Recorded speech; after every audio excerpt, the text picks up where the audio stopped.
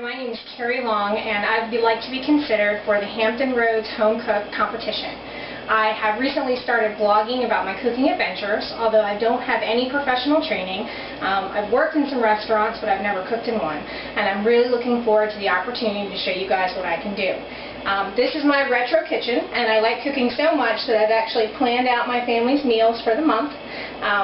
My blog name is The Cook Crook, and I spend a lot of my time trying to think of new ways to use existing recipes. I have a ton of cookbooks, but I've actually never followed a recipe from beginning to end.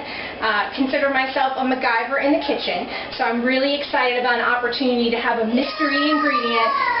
As you can hear, I'm a busy mom. I've got a little boy who's 3 1/2 and a stepdaughter who's 11, so there's always stuff going on in our kitchen. Thanks for considering me. Again, my name's Carrie Long from Virginia Beach, Virginia, and I look forward to having an opportunity to cook in the competition. Thanks.